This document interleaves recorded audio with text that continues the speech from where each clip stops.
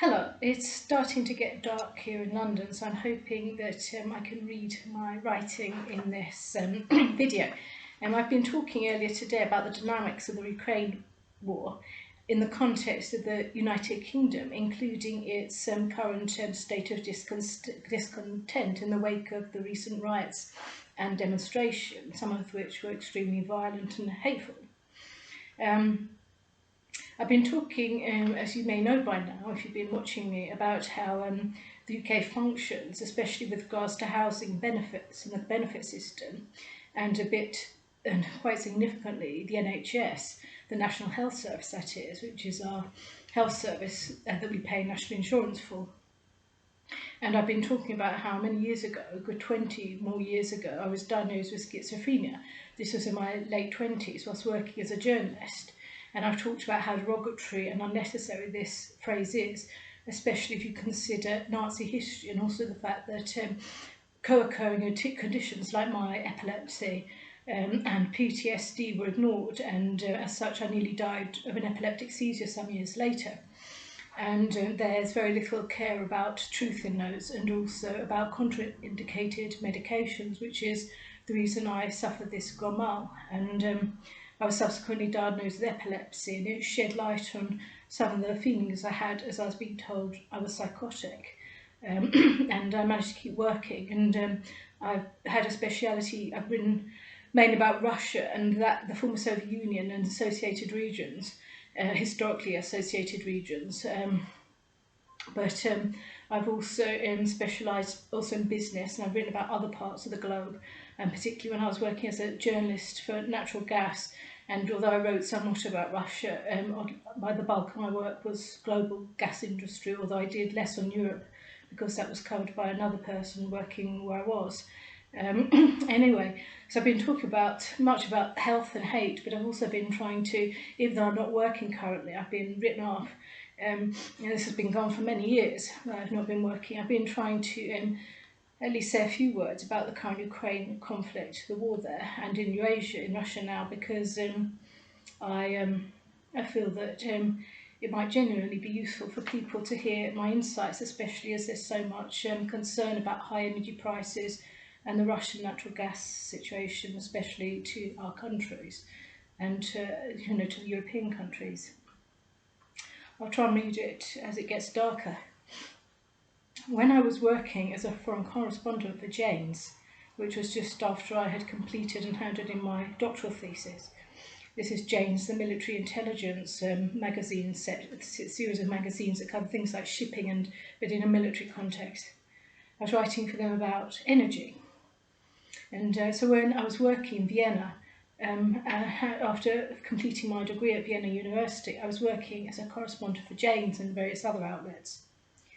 And I wrote an article. I'd been working for them for a while and had got good comments on all my articles from them. And I was a freelancer. But I wrote a headline for an article on Ukraine, and the headline for this was "Gas Fumes Spread Across Europe." And it was about natural gas and the natural gas disputes taking place in the region. Why, I don't know, but the company, Jane's, wanted a longer article at that time, just after I submitted it, and decided to kill it, asking me to write a longer article instead. This was one of only 2 articles out of literally hundreds of articles I've written during my career as a journalist and academic that has been killed. It just doesn't happen to me that often. And it was relevant and timely, and I met the deadline. But anyway, they decided not to proceed with that article, so I continued and wrote a longer article and had a byline for that. I then saw at least the headline that I'd written, "Gas Fumes Spread Across Europe."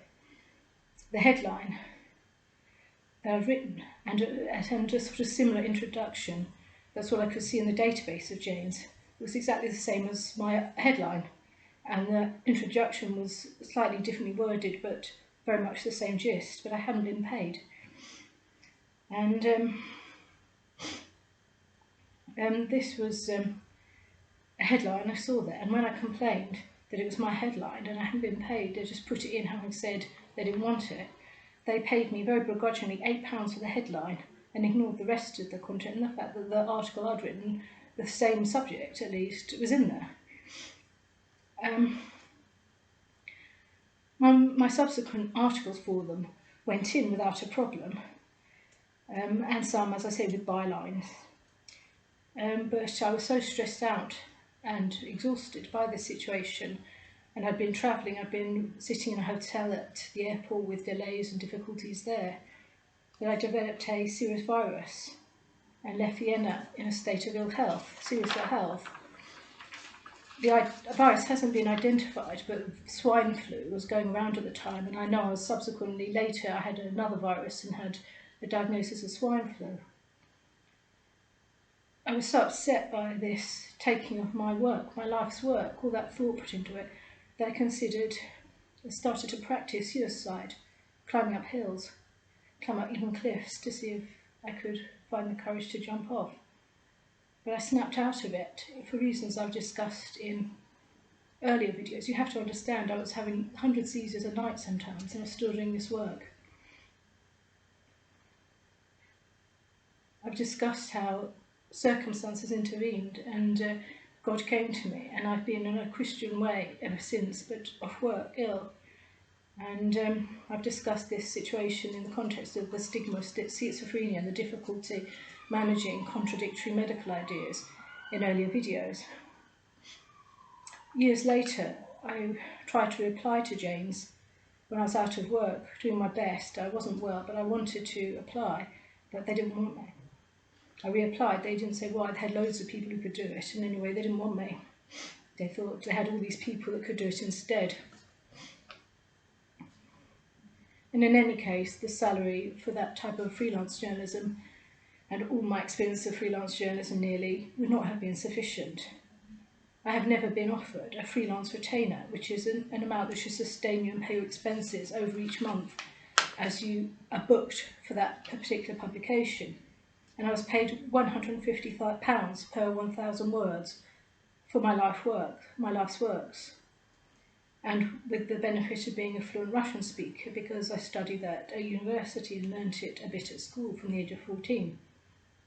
I've always talked about how I had the insult from the BBC of offering me zero money for a job they offered to me when I popped in.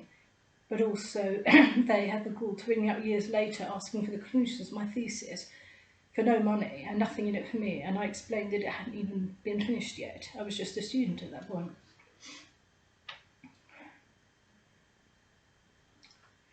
It was a portent of war when I said gas fumes spread over Europe. I've discussed earlier many facets to this, but one problem is this: if Russia does not have an economic hold on Ukraine through natural gas, then it has very little else in power to influence Ukraine, and the recourse to resolving whatever problems it sees in that country towards Russia would be a military invasion. And this started in 2014 and is now developed into this Europe and Eurasian conflict, a counter-invasion recently by Ukraine.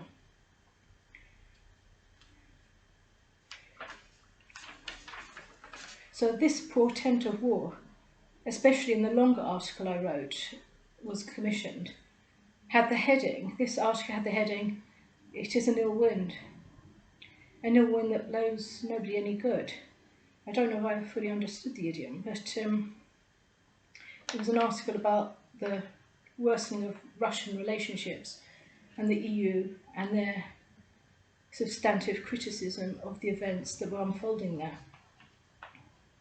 I think this article must have been in 2009. Excuse me. And the whole thing for me was very ominous, and I can't say I wasn't troubled. Not only have I been working as a journalist and academic, I've also discussed how I very briefly, on an extremely short assignment, was seconded by the UK Foreign and Commonwealth Office and voted in to have a position, a low-level position in the Organisation for Security for Cooperation in Europe, the diplomatic body based in Vienna, and I was there very briefly working, helping out and doing this and that in the press attaché there. but I've explained how I really enjoyed the work, had a commitment to preventing war and promoting peace. But when I was invited back, unfortunately, sadly, I was having too many seizures to feel I could be at my best if I went there.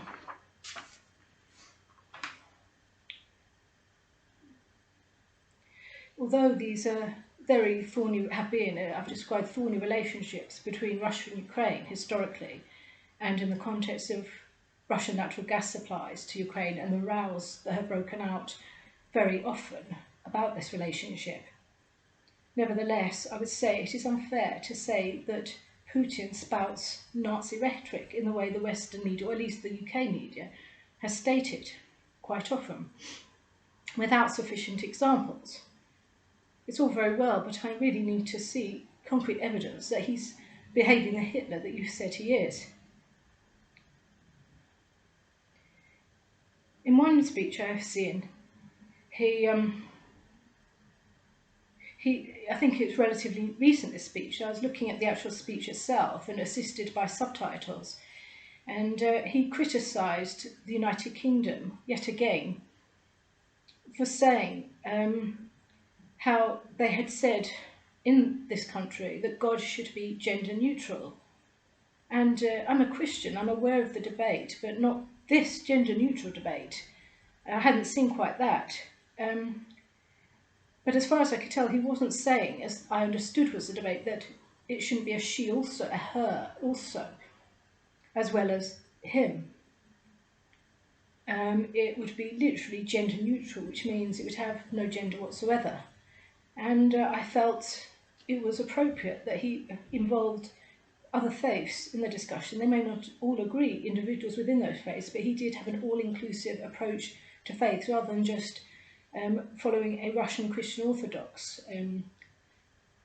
line of inquiry.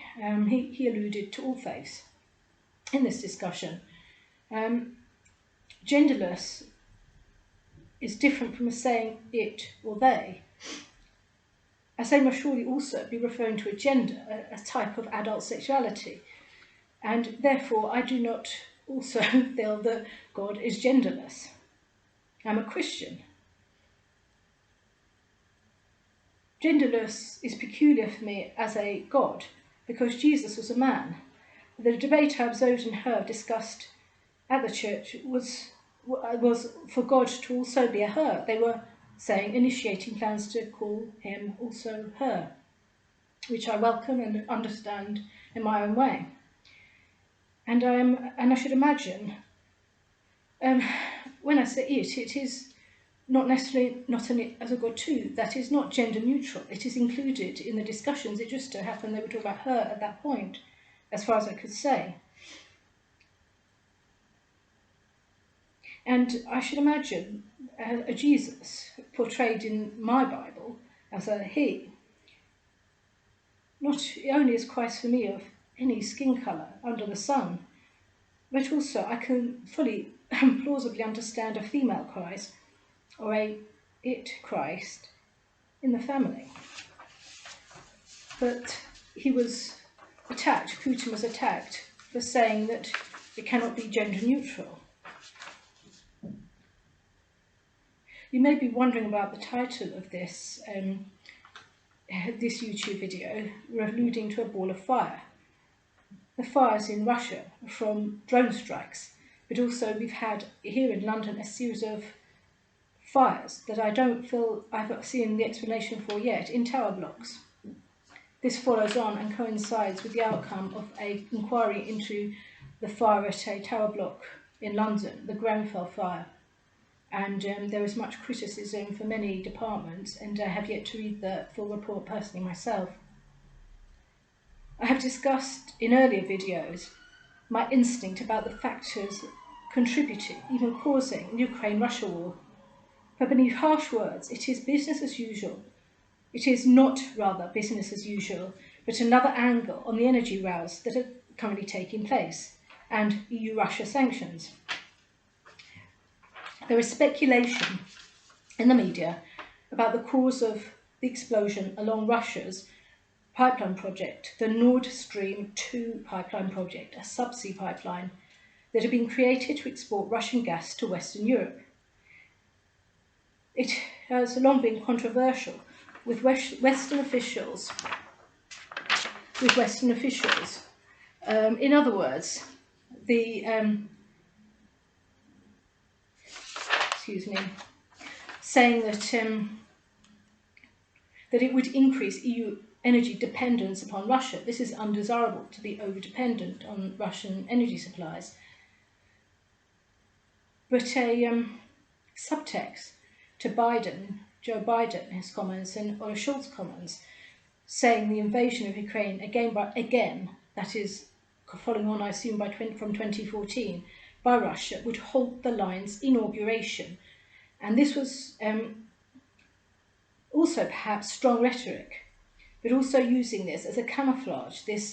We will end this pipeline project alongside the Nord Stream 1, I think, was not cancelled, or that it was literally Nord Stream 2. They were saying, were Russia to invade Ukraine, that's cancelled, these two leaders. But I feel this might be, I said there's a subtext, this could be a camouflage, a psychological tactic to say that the planned reduction of fossil fuels by the early 2030s would have to be honoured, but also that this situation would have to be looked at differently for each country in the EU,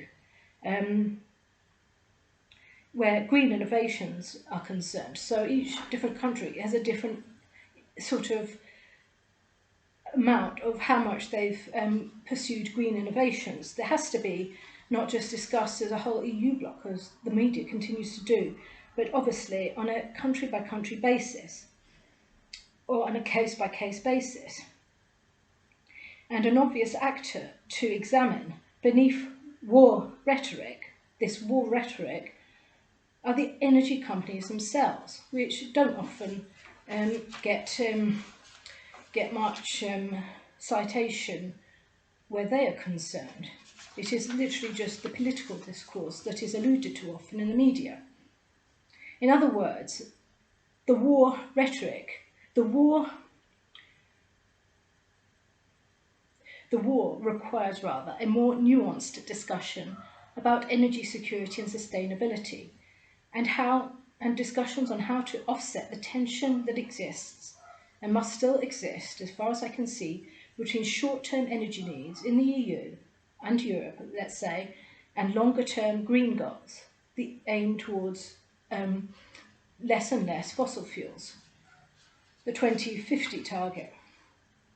If well handled, you may not strike a green own goal, but you might have to consider that the EU, with its sanctions and rhetoric, has scored a gas own goal, as it started to reject the Nord Stream 2 pipeline, and it then suffered as it started to reject the Nord Stream 2 pipeline. In other words, there's been a tit for tat. Russia prevented the organisation, couldn't inaugurate or start this flow all the way to Germany because it wasn't wanted anymore, because it did, as you can see, invade Ukraine. But then the EU issued sanctions, and then there was, I've discussed in previous videos, they're saying that it was Russia's fault for reducing gas supplies to the EU, but in fact it was an announcement that they didn't want and wouldn't let this happen were they to invade Russia. So then there was the news that this particular pipeline had sustained damage through an explosion. I'll return to that in a tick. Green goals, the plans for renewable green energy, have been long-term with the development of the wanted sustainability and energy independence. These are the goals they've wanted very long-term. So the pressure builds up. There were reports of an initial flow and attendant pressure build-up in this pipeline, Nord Stream 2, the one they said they didn't want. Before the cut-off, it was testing. They were the mandatory pipeline tests, the initial mandatory pipeline tests that were going on just before they made the decision not to take gas from that pipeline and it as such closed. Could this testing and the sudden decision to halt these initial flows have caused the explosion. I'm aware that explosions can and do take place in the event of supply reductions through natural gas pipelines and distribution pipelines, for example. They do occur. It is less, I think, on a trunk line like this. I assume it was the trunk line part. Vladimir Putin, the Russian president, purportedly blamed the United Kingdom, very bafflingly, for this explosion. He alluded to it, and I think I saw a genuine, I can't say if it's a deep fake, but anyway, I saw him say those words. But how would that be? An accident or just a very rapid decision to close the pipeline, causing an explosion by not doing it in the most safe way, which would offset any risk of explosion? Why would they do that? Why would that be sabotage, and particularly by the United Kingdom? Suppose there was already the war and the prospect of war. The invasion was starting, even I can't remember if it was just before or just after the explosion. But in any case, if it's made a decision to have this conflict with Ukraine, a military conflict, then there would surely be an imminent threat of a potential Ukrainian attack, especially if it was planning to invade Russia. Not that this line was specifically in Russia, this bit, it's just I have no idea which part of the sea it technically was in, this explosion. But clearly, if it had intelligence that it was about to be attacked, they may have had to, this is pure speculation from a non-geophysicist, they may have had to make the decision to shut it down as quickly as possible, because a bomb may have been more dangerous than shutting it down with a relatively predictable explosion. I just don't know. It's baffling me. It's not any explanation I've heard fully. So what if the imminent threat of a potential Ukrainian attack, or also a decision to sabotage those lines in particular, was imminent? Especially as they've been telling the EU not to buy Russian gas. They didn't want this gas necessarily. It says gas, I suppose they mean natural gas from the context in the media. They were saying not to buy it. They didn't want Russia to have that advantage.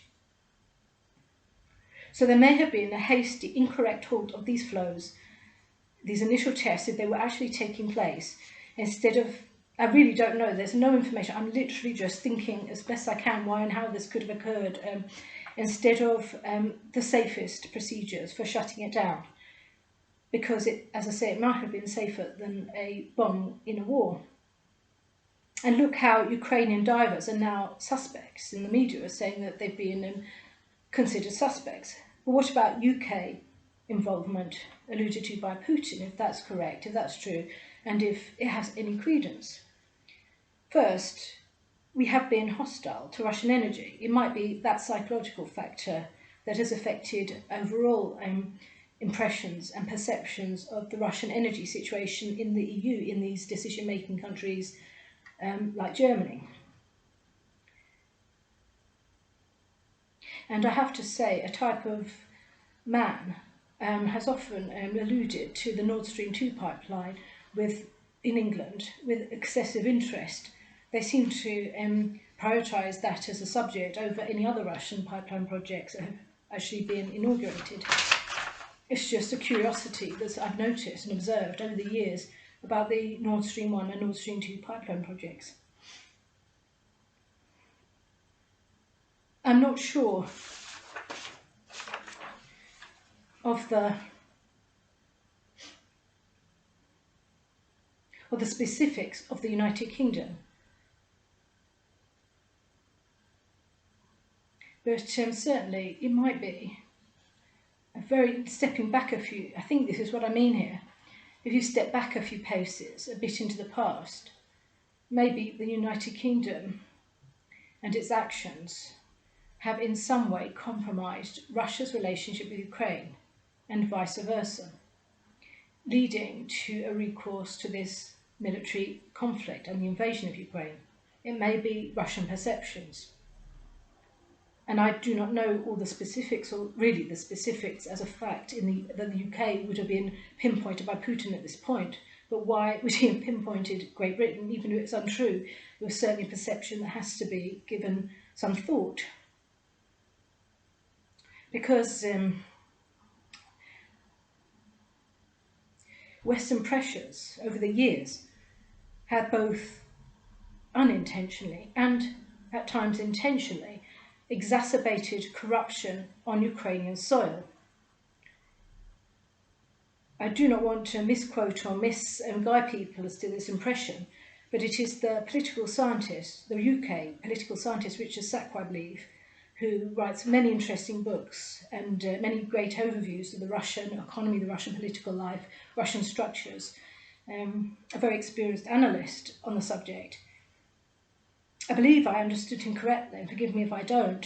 I think he was talking of how the EU demands on Ukraine were often very black and white. I attempted to grasp his book. I was reading it just as I exited psychiatric hospital and I was being jabbed. I was quite restless with this jab. Thankfully, I'm not on it anymore. But I was trying to grasp this. I meant to reread the beginning, and I still intend to go back and reread parts of it, for there are many groups and players to remember, and many organisations that you have to commit to memory. Anyway, I intend to complete my task of reading and understanding his book on the Ukraine war, on the Ukraine conflict, let's say. But I think he was saying, in his comment, if I recall correctly, that the EU, the European Union, became synonymous with NATO over time, at least in relation as understood to Ukraine. I haven't fully processed his ideas, but just thinking now, corrupt elements in the West may have tried to gain a competitive advantage and navigate bureaucracy with their corrupt practices, with their own corrupt practices. And there's also perhaps an unintentional side effect of, say, aid packages to Ukraine from the West that exacerbated embezzlement. Has Russia itself spotted a United Kingdom dynamic? What does it know about the activities of UK elements in that region? Western demands were sometimes contingent on favours, perpetuating such corrupt behaviour in Ukraine and affecting governance there. For the West, at times, unintended consequences these were, but they cannot nevertheless be ignored in the war equation. I've spoken about the hierarchy of factors involved, in my view, in my first impressions, and I've talked about number one factor is how brittle the Ukrainian regime was, and it was susceptible, maybe, not just to some Russian demands, but Western demands also, and exacerbating the corrupt behaviour. Let us remember that tackling the corruption in Ukraine was a demand for future NATO membership. And reading Sacco and others, just an internet search today, there was no need to force Ukraine, as far as I can tell, to choose between the EU and Russia. I do not think that Biden was making a strategic comment when he said that the Nord Stream 2 pipeline would not happen if Russia invaded Ukraine. But I think his comments are innocent, completely innocent, because although this is in a context of the US, I looked online and it was said that the US now is filling some of the natural gas gap demand itself through LNG cargoes. It's very difficult for me to check this at this point, but that's what I read. And it is, so it's in the context of US gas as a potential competitor to Russian gas, but nevertheless, I do not think that's what Joe Biden meant at all.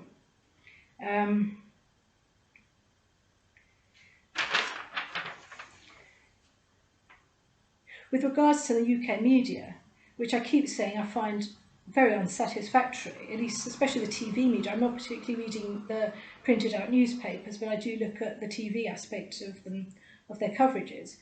Clearly, political discourse shapes media narrative. But if details are missed out and Russophobia continues, then there will be a continual lack of clarity over the many issues relating to this terrible war.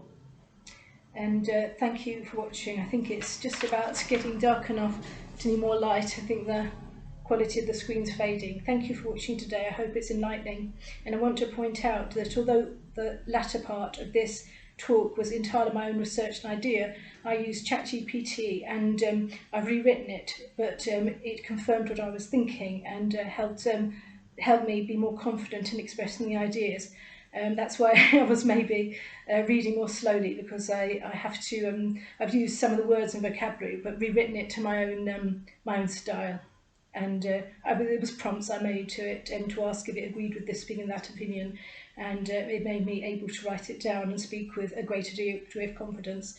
And as for the natural gas, that's my research at the University at Vienna into Russian natural gas politics in the CIS.